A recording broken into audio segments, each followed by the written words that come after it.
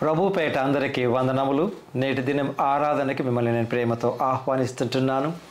2025 ఫిబ్రవరి మాసంలో 2వ ఆదివారం ప్రభు తన యొక్క వాక్యాన్ని వినుటకును బలపడుటకును అంత మాత్రమే కాక ఆయన నుండి వచ్చు శాంతి సమాధానం పొందుకునే కృప మనకు అనుగ్రహించినందుకు ప్రభువునకు వందనములు చెల్లించాలి.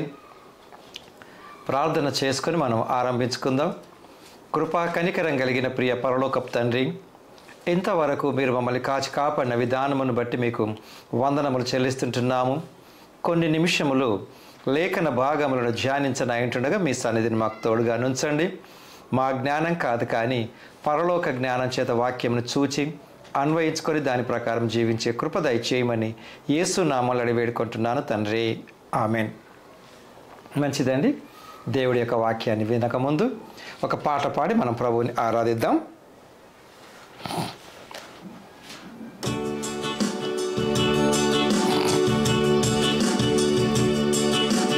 జీవనదిని నా హృదయములో ప్రవహింపజేయుమయ్యా, జీవనదిని నా హృదయములో ప్రవహింపజేయుమయ్యా. శరీర క్రియలన్నీయు నాలో నశింపజేయుమయ్యా,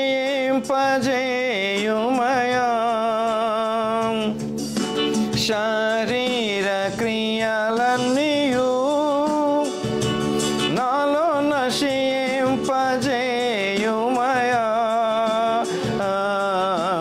జీవనదిని నా హృదయములో ప్రవహింపజేయుమయ్యా. ఆత్మీయ వరములతో నన్ను అభిషేక చేయుమయ్యా, ఆత్మీయ వరములతో నన్ను అభిషేకం చేయుమయ్యా. జీవనదిని నా హృదయములో ప్రవహింపజేయుమయ్యా. జ్వలహీన సమయములో నీ బలము ప్రసాదించుము, బలహీన సమయములో నీ బలము ప్రసాదించుము. జీవనదిని హృదయములో ప్రవహింపజేయుమయ్యా. ఎండిన ఎముకలన్నీయు తిరిగి జీవింపజేయుమయ్యా,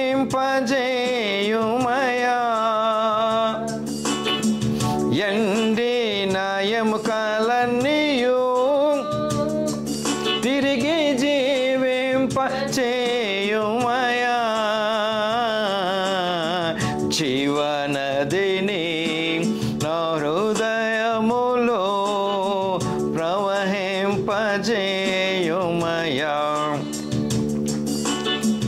జీవనదిని నా హృదయములో ప్రవహింపజేయుమయ్యా.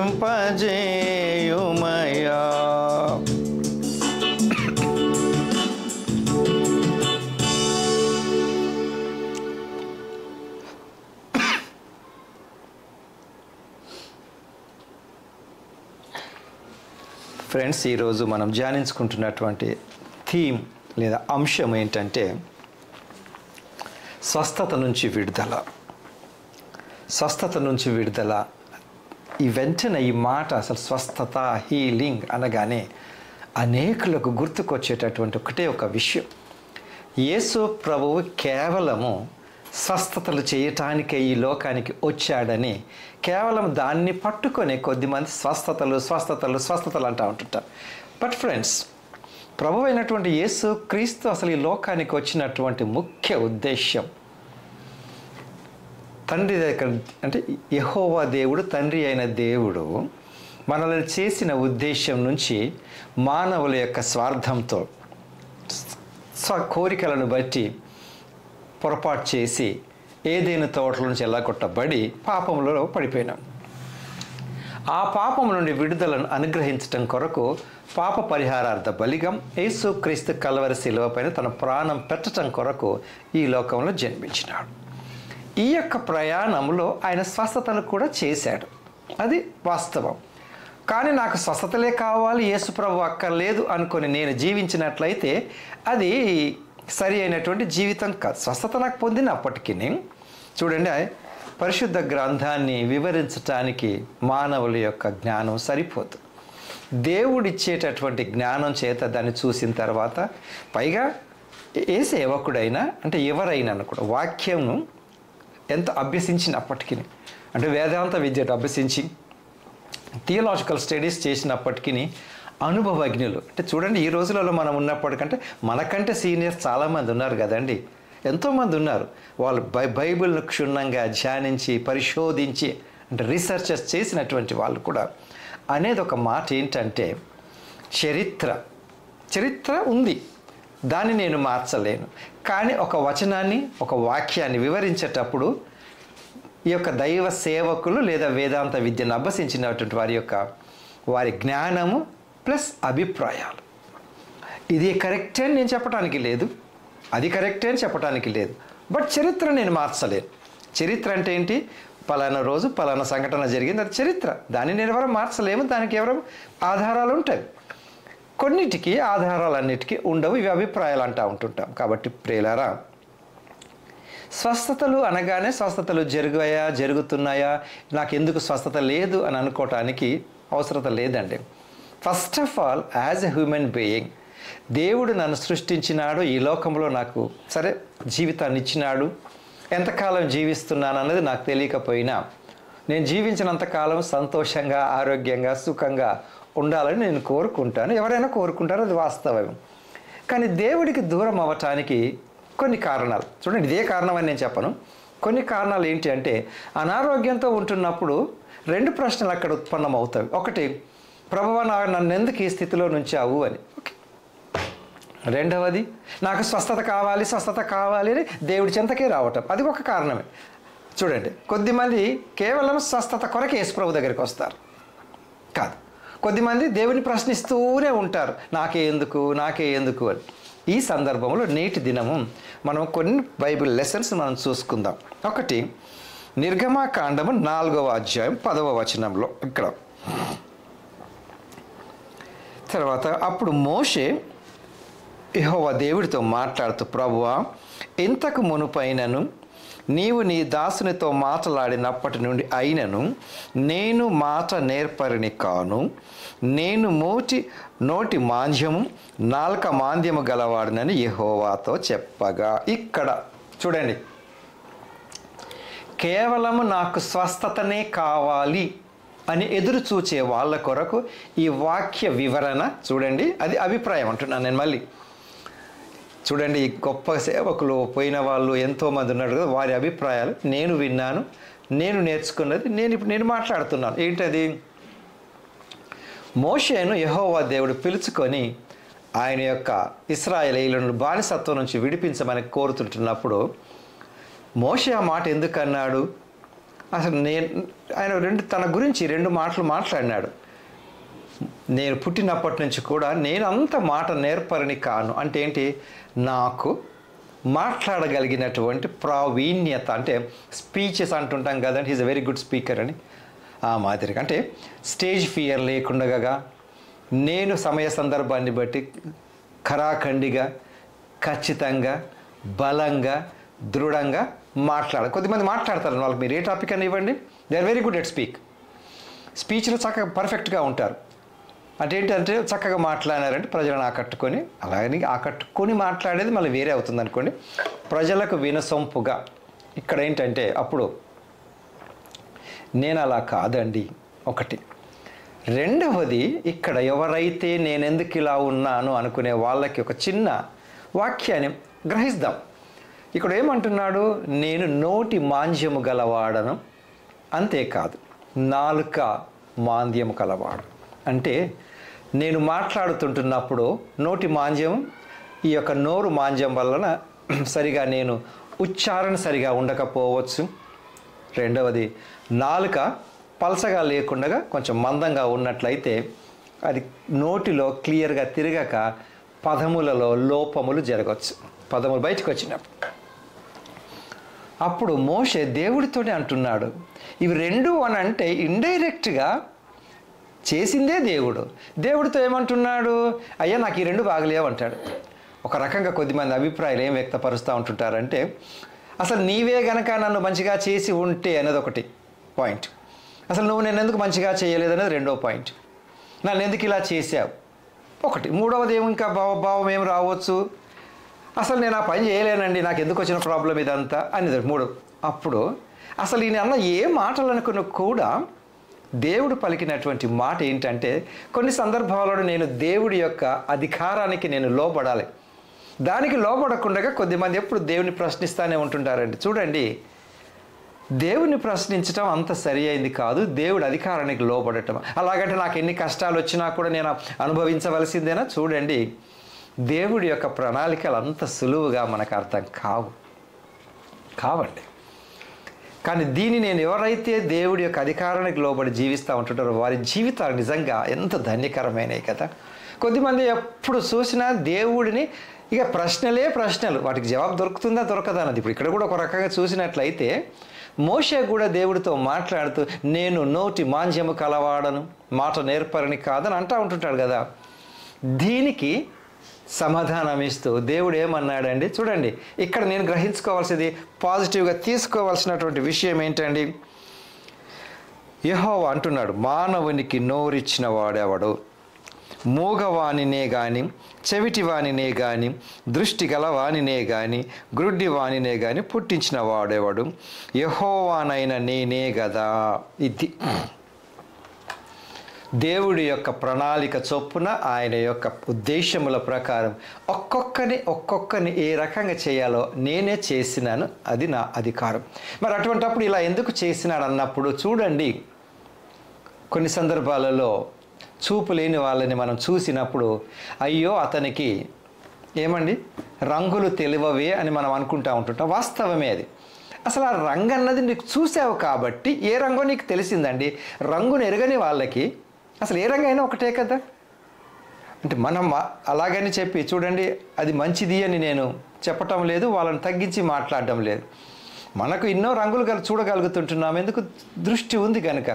చూపు లేని వాళ్ళకి దేవుడు వాళ్ళని అలా ఎందుకు చేశాడో ఏం చేశాడో మనకు తెలియదండి. కానీ వారి జీవితంలో వాళ్ళు అనుభవిస్తున్నటువంటి వ్యధ ఉండొచ్చు.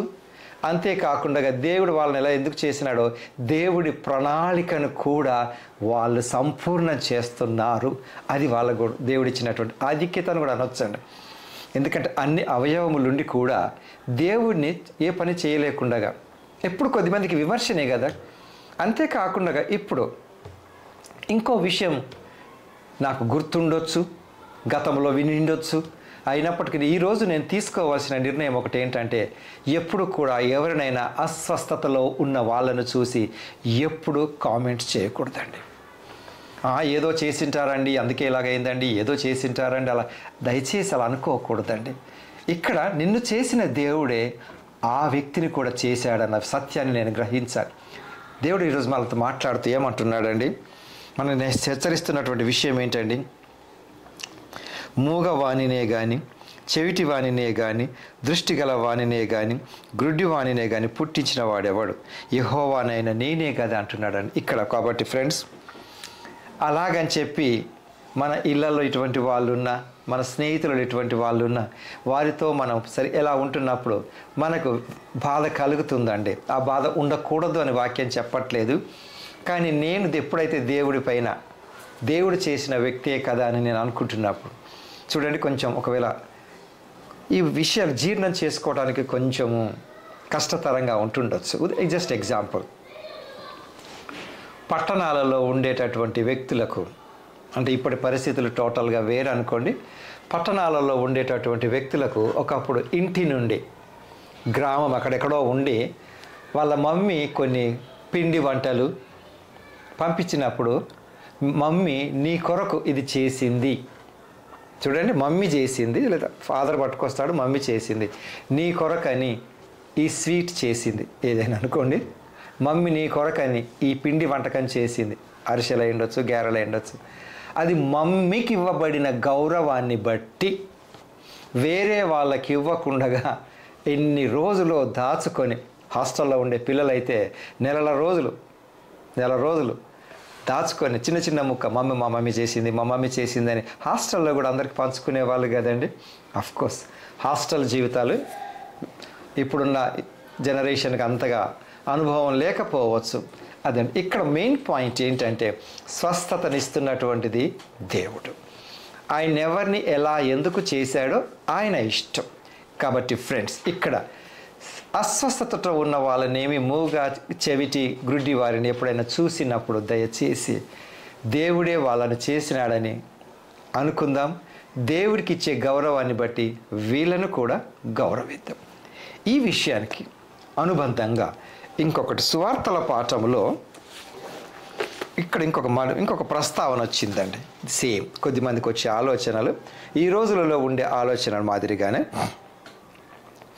ఆయన మార్గమున పోవుచుండగా పుట్టుగ్రుడ్డి అయిన యొక్క మనుష్యుడు కనపడెను. ఆయన శిష్యులు యేసుప్రభుతో మాట్లాడుతూ, బోధకుడా, వీడు గుడ్డివాడై పుట్టుటకు ఎవడు పాపము చేసెను? ఇది మానవులలో ఉండేటటువంటి ఆలోచన అండి. సడన్గా వెంటనే జడ్జిమెంట్లోకి వచ్చేస్తారు. అది అసలు ఉండకూడదు. మనుషులలో ఉండేటటువంటి అది చాలా ఒక రకమైనటువంటి విషముతో కూడినటువంటి తలంపులు ఇవన్నీ. అంటే శిష్యులు మనకు అర్థం అవటం కొరకు వాక్యంలో రాయబడిందండి. కానీ సామాన్యంగా అందరికీ రాదు ఈ ఆలోచన. కొద్దిమందికి వస్తుంది. కొద్దిమందికి ఎటువంటి పరిస్థితులను చూసినా కూడా వెంటనే జడ్జిమెంట్ మోడ్లోకి వెళ్ళిపోయి బోధకుని అడుగుతారు. బోధకుడా ఏమని అడిగారు? వీడు గుడ్డివాడై పుట్టుటకు ఎవడు పాపము చేసిన? వీడా, వీని కన్నవారా అని ఆయన అడిగినారు. అంటే ఏంటండి? కొద్దిమంది అనుకుంటూ ఉంటుంటారు కదా, వీడేదో పాపం చేసిండండి అందుకే ఇట్లా పుట్టినాడు. ఓకే, వీళ్ళనే కాదు, ఇంకొకటి కన్న వాళ్ళు కూడా పాపం కూడా ఇతని మీద ఎఫెక్ట్ ఇచ్చిందా అని యేసు ప్రభుని అడిగినారండి. అటువంటి వారికి నేటి దినం ఈ యొక్క సువార్త యోహాను గారు రాసినటువంటి లెసన్, సువార్త, గాస్పల్ ఏంటంటే యేసు ప్రభువు మా పలికిన మాటను ఈరోజు నేను ఎంత పాజిటివ్గా తీసుకుంటున్నానో చూడాలి. అందుకు యేసు ఒక మాట అన్నాడండి, నాకు క్లారిటీ ఇప్పుడు వస్తుంది. వీడైనను అంటే ఆ చూపు లేకుండా ఉన్న వ్యక్తి అయినను వీని కన్నవారైనను పాపము చేయలేదు. ఇక్కడ ఎంతమందికి క్లారిటీ వచ్చిందండి? కొన్ని సందర్భాలలో ఇతనికి జన్మనిచ్చినటువంటి తండ్రి తల్లి కూడా అనుకుంటుండొచ్చు. కొద్దిమంది అనుకుంటుంటాను కదా, అంటే అనుకోవాలని కాదు, కామన్గా ఏమనుకుంటా ఉంటామండి, మేమేం పాపం చేశామోనండి అందుకే వీరి బ్రతికిలా అయిపోయింది. వాళ్ళకు కూడా ఒకవేళ ఆ పేరెంట్సే కనుక అక్కడ ఉన్నట్లయితే వాళ్ళకు కూడా చిన్న సమాధానం యేసుప్రభు ఇచ్చాడు. వీళ్ళ పేరెంట్స్ వల్ల కాదు, ఈయన వల్ల కూడా కాదు. కొన్ని సందర్భాలలో ఏదైనా సిక్నెస్ వచ్చినప్పుడు చాలామంది అనుకుంటూ ఉంటుంటారండి, ఎటువంటి సిక్నెస్ అయినా అందరూ బాగానే ఉన్నారండి, నేను ఏ పాపం చేసుకున్నాను? నో. ఇక్కడ క్లారిటీ ఏమిస్తున్నాడండి? దేవుడి యొక్క వాక్యము నాకు ఇస్తున్నటువంటి క్లారిటీ ఏమిటి? వీడైనను వీని కన్నవారైనను పాపము చేయలేదు, కానీ దేవుని క్రియలు వీని యందు ప్రత్యక్షపరచబడుటకే వీడు గ్రుడ్డివాడుగా పుట్టెను. అంతేనండి. కొన్ని ఆయా సందర్భాలు, ఆయా సంఘటనలు దేవుడి యొక్క క్రియలు ప్రత్యక్షపడటం కొరకు, అంటే అల్టిమేట్ ఏంటండి? దేవుడికి నేను గొప్ప చేసి ఆయనను గౌరవించి ఆయన యొక్క ప్రణాళికలకు నేను ఒప్పుకుంటున్నప్పుడు తప్పకుండా క్రియలు జరుగుతాయి. చూడండి, అవి అంత సులువుగా మానవులుగా అంగీకరించగలిగినటువంటి పరిస్థితులలో ఉండవండి. బట్ కష్టమే. అస్వస్థతతో ఉన్న వ్యక్తులు ఎటువంటిదేనండి స్వస్థత, అస్వస్థత అంటే జబ్బులు నానా రకాలుగా ఉన్నావండి. అసలు ఈ పాపం ఎలా సంక్రమించింది అని అంటే ఆదాము అవ్వలు ఏదైనా తోటలో దేవుని ఆజ్ఞను తిరస్కరించినప్పటి నుంచి పాపం సంక్రమించి ఆలోచనలో పాపం సంక్రమించి శరీరం పైన ఎఫెక్ట్ ఇచ్చిందండి. అప్పటి నుంచి వ్యాధులు. కాబట్టి ఫ్రెండ్స్, ఇక్కడ నేను ఎటువంటి అస్వస్థతలో ఉంటున్నప్పటికీ నేను గ్రహించవలసినటువంటి ఇక్కడ ఒక విషయం ఏంటంటే, దేవుడి క్రియలు ఏదో ఒక రకంగా ప్రత్యక్షపరచబడతవి. ఎప్పుడు అన్నది ఇక్కడ లేకపోయినా ఏదో ఒక రకంగా. ఒక వ్యక్తి యొక్క అస్వస్థత ఉన్నప్పుడు చూడండి, అనేకులు ఆ వ్యక్తి స్వస్థత కొరకు ప్రార్థిస్తూ ఉంటుంటారు. ఏమండి, ఏదో ఒకరి ప్రార్థన విని తప్పకుండా దేవుడు ఆ వ్యక్తికి స్వస్థతనిస్తాడు. సో ఇక్కడ ఏమంటున్నాడు, దేవుడి క్రియలు ప్రత్యక్షపరచబడుటకి పగలునంత వరకు నన్ను పంపిన వాని క్రియలు మనము చేయుచుండవలెను. రాత్రి వచ్చుచున్నది, అప్పుడు ఎవడునూ పని చేయలేడు. నేను ఈ లోకములో ఉన్నప్పుడు లోకమునకు వెలుగునని యేసు ప్రభు చెప్పాను. అయితే తర్వాత జరుగుతూ ఆయన ఇట్లు చెప్పి నేల మీద ఉమ్మి వేసి ఉమ్మితో బురద చేసి వాని కన్నుల మీద ఆ బురద పూసి, నీవు సీలోయము కోనేటికి వెళ్ళి అందులో కడుగుకొనమని చెప్పాను. సీలోయమను మాటకు పంపబడిన వాడిని అర్థం. వాడు వెళ్ళి కడుగుకొని చూపు గలవాడై వచ్చెను. చూడండి, దేవుడు స్వస్థత ఇచ్చినాడు. ఇదేంటిది? By birth he's a blind man. కరెక్టే. కానీ ఇక్కడ యేసు ప్రభు నిర్ణయించుకున్నాడు. ఆయన ఎన్నో స్వస్థతలు చేసినాడు. ఉదాహరణకి యోహాను సువార్త 5వ అధ్యాయంలో కూడా అక్కడ ఆ యొక్క బేతెస్దా అనబడిన కోనేటి దగ్గర ఉన్నాడు కదా ఆయన. ఇక్కడ శిష్యులకు వీళ్ళకి జరిగినటువంటి కన్వర్జేషన్లో, సంభాషణలో ఆ గ్రుడ్డి అతను విన్నాడు, పేరెంట్స్ కూడా విన్నారు. ఓ, మేము ఇంతకాలం అయ్యా మేము ఆ పాపం మూలంగా ఇలా ఏదో పుట్టినాడని మేము వాళ్ళు కూడా అనుకుంటారండి, అనుకుని ఉండొచ్చు. వాళ్ళకి ఇక్కడ సమాధానం దొరికింది. ఈ సమాధానం ఆయన చెప్పించిన తర్వాత ఈ గుడ్డి వ్యక్తిని కూడా, వాళ్ళ పేరెంట్స్ అక్కడ ఉన్నారో లేరో అది కాదు, ఆలోచనలు మనకు వస్తున్నప్పుడు ఇటువంటి సహజమేనండి. కాబట్టి నేను దాన్ని గ్రహించవలసినటువంటి విధానం అది. తర్వాత స్వస్థత పొందుకున్నాడు. యోహాను సువార్త 5వ అధ్యాయం ప్రస్తావన మాట్లాడు. అక్కడ ఎంతోమంది ఉన్నారు కదండి, గుంపులు గుంపులుగా పడి ఉండి. వాళ్ళు అంతమంది పడి ఉన్నప్పటికీ దేవుడి యొక్క చిత్తాన్ని నేను ప్రశ్నించలేను. ఎంతోమంది ఉన్నారు కదా, ఏమండి, గుడ్డివారు, కుంటివారు, ఊచకాలు చేతులు గలవారు గుంపులుగా పడి ఉండిరి. మరి ఆయన యేసుప్రభు ఒక్కతని దగ్గరికి వచ్చాడు. అంతమంది ఉన్నారు కదా, ఆయన ఒక్క దగ్గరికి వచ్చి నువ్వు బాగుపడాలనుకుంటున్నావు అని అడిగినాడు. చూడండి, ఆయన చిత్తం అది, ఆయన చిత్తం అది.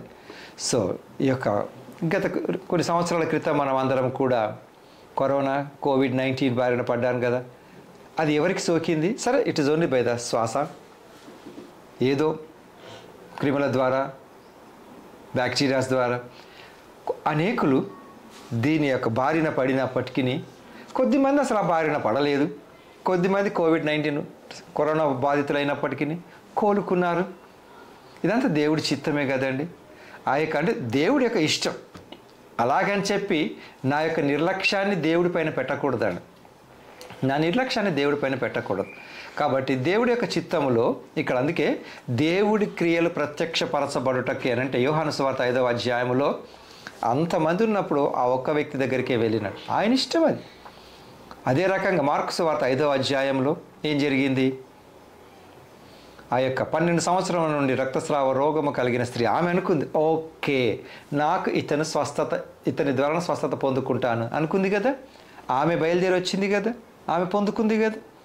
దేవుడు ఆమె గురించి ఏమో నా దగ్గరికి ఎందుకు వచ్చావని ఏం అడగలేదు కదా. కాబట్టి ఫ్రెండ్స్, ఆయా సందర్భాలను బట్టి ఇక్కడ బై బర్త్ బ్లైండ్ మ్యాన్ ఎన్ని సంవత్సరాలు అయిందో తెలియదు. ఎక్కడ 12 సంవత్సరాల నుంచి రక్తస్రావ రోగము కలిగిన స్త్రీ స్వస్థత పొందుకున్నది. అక్కడ ఇంకా నెక్స్ట్ బేతెస్దా కోనేటి దగ్గర అక్కడ 38 ఏళ్ళ నుండి వ్యాధి గల ఒక మనిషి స్వస్థత పొందుకున్నాడు కదండి. సో ఇవి అనారోగ్యము, శరీర అవయవాల లోపము బయటికి అగుపడింది. ఈ గురుడి వ్యక్తిలో కనపడింది. ఆ యొక్క బేతెస్దా అనబడిన కోనేటి వద్ద లేవకపోయినాడు అన్నది అది కనపడింది. రక్తస్రావ రోగం ఆమెకి తెలిసినప్పటికీ ఆమె బాగుపడినట్లు ఆమెకు తెలిసింది. అయితే దీని గురించి పౌలు గారు మనకు జ్ఞాపకం చేస్తున్న విషయం ఏంటో చూద్దాం. 2వ కొరింథీ పత్రిక 12వ అధ్యాయం 7వ వచనం. నాకు కలిగిన ప్రత్యక్షతలు బహు విశేషముగా ఉన్నందున నేను అత్యధికముగా హెచ్చిపోకుండా నిమిత్తము నాకు శరీరములో ఒక ముళ్ళు. ఇదేంటో తెలియదండి. It can be anything. ఆ ముళ్ళు ఏంటో మనకు తెలియదు. అంటే ఎంత స్టడీస్ చేసిన వాళ్ళకి అనుభవజ్ఞులకు ఏమో తెలిసింటే పర్టికులర్ అయి ఉండొచ్చు. మరి పౌలు గారు ఎందుకు రాయలేదండి నేను ఈ వ్యాధితో బాధపడుతున్నానని? కదండి. అంటే ఇంత గొప్ప పరిచారకుడు అయి ఉండి ప్రభువుకు ఏమండి తన జీవితాన్ని అర్పించుకోవటానికి సిద్ధపడినటువంటి వ్యక్తికి శరీరంలో ఒక ముళ్ళు, అది ఏంటో, ఏం ప్రాబ్లం అయి ఉండొచ్చండి? అంటే దీని ప్రకారం అంటే ఎక్స్పర్ట్స్ ఏమంటుంటారంటే మనందరం ఎంతో గొప్పగా ఈ లోకంలో ఉంటున్నప్పటికీ ఇతరులకు చెప్పుకోలేనటువంటి ఒక ముళ్ళు మనలో ఇంట్లో కూడా ఉంటుండొచ్చు అండి, నాలో ఉంటుండొచ్చు. అది ఏమై ఉంటుండొచ్చు అండి? సామాన్యంగా జనరల్గా మనం మాట్లాడుకుంటున్నప్పుడు ఎవ్రీథింగ్ ఈజ్ ఫైన్ అంతే కదండి. ఎవ్రీథింగ్ ఈజ్ ఫైన్ అంటూనే మళ్ళీ మనం ప్రాబ్లమ్స్లోకి వెళ్ళిపోతాం. Everything is fine, all well అంటూనే ఒక ప్రాబ్లం ఉంటుంది కదా. ఇక్కడ పౌలు గారు చెప్పినటువంటి వివరణ ప్రకారం నాకు కలిగిన ప్రత్యక్షతలు బహు విశేషముగా ఉన్నందున నేను అత్యధికముగా హెచ్చిపోకుండా నిమిత్తం నాకు శరీరంలో ఒక ముళ్ళు, అదేంటి అన్నది తెలియదు. బట్ ఏ రకంగా నేను అత్యధికముగా హెచ్చిపోకుండా నిమిత్తము నన్ను నలగగొట్టుటకు సాతాను యొక్క దూతగా ఉంచబడేను. ఆ క్లారిటీ అంటే ఏంటంటే ఎనీథింగ్ అల్టిమేట్లీ ఏంటిదని అంటే ఈ పౌలు గారి యొక్క కర్చిఫ్స్ తగిలి స్వస్థత పొందుకున్న వ్యక్తులు ఇప్పుడు పౌలు గారే ఒక ముళ్ళు ద్వారా, ముళ్ళు అంటే ఏంటండి పెద్దగా ఉండదు, చిన్నగా ఉంటుంది. ఉదాహరణకు పెద్దగా అగుపడేటటువంటి తీసి పడేయచ్చండి. ముళ్ళు అన్నది ఇంకా కొద్దిమంది యొక్క అభిప్రాయాలు ఏమంటుంటారంటే మానసికంగా ఇతను దేని గురించో ఒక వ్యధ ఉంటుండొచ్చు, ఆలోచన విధానం అయి ఉంటుండొచ్చు, లేదా శరీరంలో ముళ్ళు కూర్చుకుంటుందని అంటుంటారు కదా, చెవిలోన జోరీగా పంటిలోన రాయి ఆ మాదిరిగా ఏదో ఉంటుండొచ్చు. బట్ అదేంటి అల్టిమేట్లీ ఏంటంటే దీని నుంచి నేను ధైర్యం తెచ్చుకోవాల్సినటువంటి విషయం, వింటున్న వాళ్ళు ధైర్యం తెచ్చుకోవాల్సినటువంటి విషయం ఏంటంటే ఇది ఏది ఉన్నప్పటికీ ప్రతిదానికి ఒకరోజు అంతం ఉంటుంది, అదే అండి. కాబట్టి ఫ్రెండ్స్, మరి నేను చేయవలసిన పని ఏంటండి అంటే కీర్తనకారుడు ఒక మాట పలుకుతాడండి. కీర్తనకారుడు ఒక మాట పలికాడు. 103వ కీర్తన, నా ప్రాణమా యెహోవాను సన్నతించు, నా అంతరంగమును సమస్తమా ఆయన పరిశుద్ధ నామం సన్నతించు. అది ఇక చేయవలసిన పని ఏంటండి? నా ప్రాణమా యెహోవాను సన్నతించు, అంతే. నా అంతరంగంలో ఉన్న సమస్తం అంటే నా అంతరంగంలో కూడా ఆలోచనలు, భావనలు, నిర్ణయం తీసుకోవడం విధానాలు అన్నిటిని బట్టి నేను దేవుని స్తుతించాలి. అప్పుడు ఏం జరుగుతుంది? ఇంకా కొద్ది మందికి 10వ వచనం, మన పాపములను బట్టి మనకు ప్రతీకారము చేయలేదు, మన దోషములను బట్టి మనకు ప్రతిఫలం ఇయ్యలేదు. ఇప్పుడు ఎవరైతే నేను ఇందాక వీడి కన్న ద్వారా పాపం చేసినట్ల వాళ్ళకు ఒక ధైర్యాన్ని వాక్యం ఏం చెప్తుందంటే మన పాపములను బట్టి ఆయన మనకు ప్రతిఫలం ఇయ్యలేదు, మన దోషములను బట్టి మనకు ప్రతిఫలం ఇయ్యలేదు. కాబట్టి ఫ్రెండ్స్, ఆయన ఇష్టానుసారంగా ఆయన స్వస్థత మనకు ఇస్తాడండి. బట్ చేయవలసింది ఆయన దగ్గర వేచి ఉండటమే. కొన్ని సందర్భాలలో ఉంటుంటాము సమయమే మనకు సమాధానం ఇస్తుందండి, కానీ ఎంతకాలం అన్నది అంత క్లియర్గా తెలియదండి. బట్ దేవుడి యందు నాకు ఉండేటటువంటి ధైర్యం ఏదైతే ఉందో తప్పకుండా దేవుడు నాకు ఈ కార్యం చేస్తాడన్న ధైర్యం, ఆయన అధికారానికి లోబడి కనుక నేను జీవించినట్లయితే తప్పకుండా ఆయన ఇచ్చినటువంటి పనులకు ఆయా కాలంలో సమయంలో తప్పకుండా నేను ఆశీర్వాదం పొందుకుంటాను. అట్టి కృప దేవుడు మనకు దయచేయను గాక. ఆమెన్. ప్రార్థించుకుందాం. ప్రేమ కనికరం కలిగిన ప్రియ పరలోకపు తండ్రి, ఇంతవరకు మీరు కాచి కాపాడినందుకే వందనములు. ప్రత్యేకంగా వాక్యం ద్వారా మమ్మల్ని బలపరిచినందుకే వందనములు. అయినప్పటికీ మానవులిగా ప్రభువా మీకు ప్రార్థిస్తున్నాము. ఎవరైతే అస్వస్థత అనారోగ్యంతో ఉంటున్నారో, ఎవరికైతే పౌలు మాదిరిగా ముళ్ళు కలిగి ఉంటున్నారో ప్రభువా వాటిని మీరు దూరం చేయమని వేడుకుంటున్నాం. ఒక్కొక్క సందర్భంలో మేము ఆశించిన విధంగా కూడా ప్రభువా మాకు ఆరోగ్యం లేనప్పుడు కూడా మేము విచారిస్తూ మిమ్మల్ని ప్రశ్నించిన వాళ్ళుగా ఎంతోమంది ఉంటుండవచ్చును. వారిని బట్టి కూడా ప్రభువా మా పాపములను బట్టి మీరు మాకు ప్రతిఫలం ఇవ్వలేదు, ప్రతీకారం చేయలేదు. కాబట్టి మేము కూడా వాక్యమును సరైన రీతిలో గ్రహించుకోగలిగిన కృప దయచేయండి.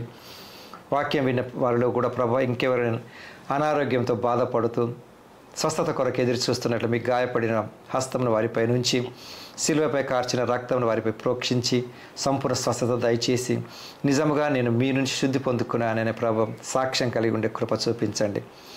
తిరిగి మేము కలుసుకొని పర్యంతం మీ సన్నిధిని మాకు తోడుగా నుంచి మేము పొందుకున్నామని యేసు నామంలో అడిగి వేడుకుంటున్నాను తండ్రి, ఆమెన్.